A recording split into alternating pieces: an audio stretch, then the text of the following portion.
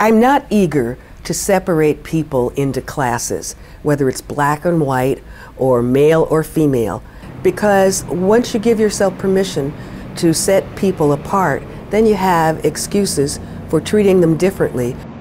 It is extremely important to me that women participate in Rotary. I am convinced that women have given Rotary a new direction. An organization that excluded women up until 20 years ago really baffled me.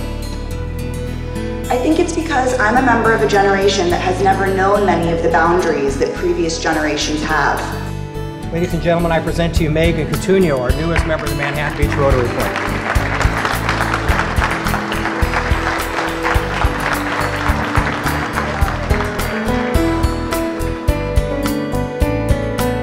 Where's our president? Here I am. Hello, Sheely. How are you? Hi, boys. Hello, Chad. If you take yourselves back in your imagination to 1905 and ask what the world was like, it was a man's world. And so it was that when Paul Harris gathered his friends together, Rotary started as a men's organization.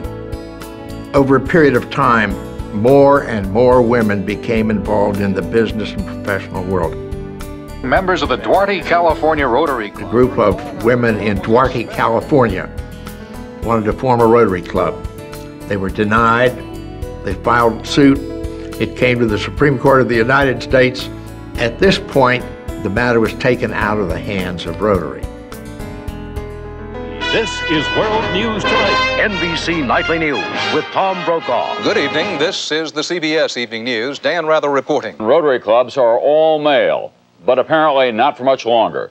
There has been a major ruling on sex discrimination from the Supreme Court. The justices decided that states may require Rotary clubs to admit women. The question now is how far this decision, which begins in Duarte, California, will reach. The court specifically ruled today that a Rotary Club in Duarte, California had a legal right to admit 3 women under California's non-discrimination law.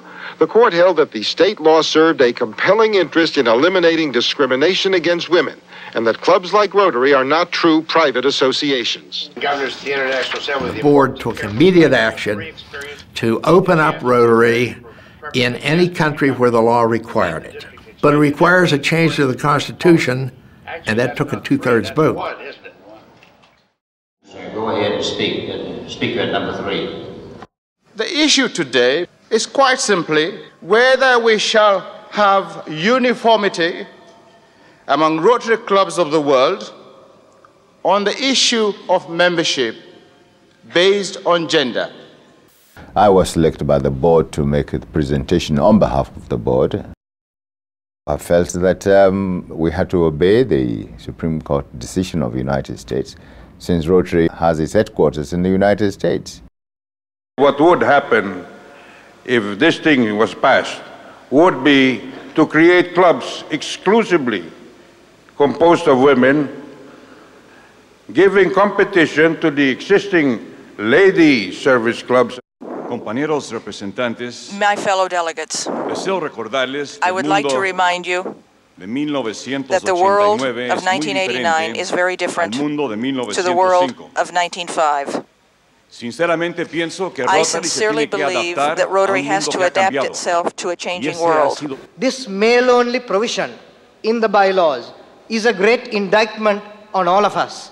It's an indictment of bias, prejudice, and discrimination. This enactment, if passed, will give the right of the minority in clubs to force their wishes on the majority. Opposed to the motion, please stand. Oh, there were feelings pro and con, but at the end of the day, the majority feeling was that the time was ripe to let in women. For the motion, 328. Against the motion, 117. Therefore, 89-54 is adopted. We Indians have always supported it. Right from 1972, one of my colleagues told you in Houston Convention, it is we who proposed to have this, and it was rejected. Now, today it has come up. We're all happy. How about the vote? How do you feel about it? Well, I'm not very happy about it. I see. Because in Norway we will get quite a few problems with it. But we were divided. We didn't vote jointly. I'm from Memphis, Tennessee, and we already have several women members. No problems at all. It was time to do it. You happy with the vote? Yes, sir. Surprised by the vote? A little bit. I think clubs should be allowed to choose. Yeah. But having said that, I think as a wife, and a lot of wives, and I've spoken to my Inner Wheel members, have said that they would prefer women not to be in, because Rotary is not like a man at work. Yeah. It's more sociable. Right. And when men have, say, their council meetings in the evenings, their wives are going to be wondering, you know, there are women there. Welcome, Rotarian. When I was going around the Rotary world trying to talk to people who were concerned about the future of Rotary, I had a little expression that I used.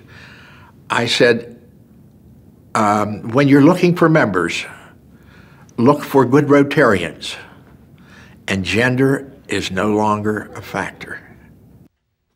A friend called me up and said, Carolyn, I want you to come to lunch tomorrow at Anchorage East. And I said, thank you, Manuel, but no thank you. I'm 40-something, and I've carried the torch enough times, and it's somebody else's turn. I don't want to go where I'm not wanted. He called me the next Tuesday. Manuel called me 4 more Tuesdays, and it was so clear that he wasn't going to leave me alone unless I went to lunch. And so in June, I finally went to lunch with him. And as soon as I walked in the door, the first guy I saw was someone I knew in my regular professional life, and he said, Carolyn, hi. And after the meeting, several other guys came up, shook my hand, said, thank you for coming. Do you think you might want to join Rotary? I hope you come back again. And you know, there it goes. The rest, as they say, is history. My life as a Rotarian is due to my father being a Rotarian for more than 25 years. It was not until 1994 that women in Honduras joined, and it was in our club. We were the first women here to be part of the Rotary movement. I went through the entire process while I was pregnant. I think that one of the things that motivated me the most was when a Rotarian came and told me that I was wrong, that a pregnant woman could not be a Rotarian, couldn't visit the projects. That got to me, and I said, well, I'll prove to him that I am right, that I can be not just a Rotarian, but a good Rotarian. So that inspired me. My Rotary journey sort of started when my mom became a Rotarian in March 2001, and I remember making fun of her for the first few months that she was a Rotarian, joking that she was going to have lunch at the Old Boys Club. After finishing college, after starting a career, I wanted something else. I didn't want to just go home after work every day. I wanted to go to bed at night feeling like I'd done some good in the world. It was 2 months after I joined Rotary.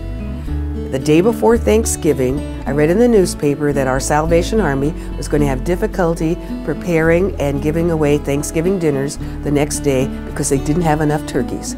Well, Wednesday is when my Rotary Club meets. I read them the article. I said, if you put some money in the hat, I'll buy some turkeys, I'll take them over. In 1 minute, I had $300. I joined Rotary in September, but I became a Rotarian on the day before Thanksgiving in 1987. In 1996, I was the first female president of my former club, Nueva Tegucigalpa. I was the first female president here in Honduras, and I think the third in Central America. I would love for women to be given a wider arena in Honduras, in every sense, political, economic, business, for us to have more participation. Currently, only a few clubs have opened their doors to women. I hope they will give them this opportunity so women can serve in this excellent organization called Rotary. What I know is that progress never happens as fast as we want it. But I can swear to you that when it comes to women in Rotary, progress is being made. I'm finally a Rotarian. I feel like it's been a long time coming, and yet it happened really quickly. It seems like just yesterday my mom became a Rotarian, and the last 5 years in Los Angeles Rotaract has really flown by, and it feels like the right time to be moving on, joining the big boys and seeing what I can do in the wider organization. It should be broadcast, and everyone should know the good work that Rotary does, and the good men and women that are part of it.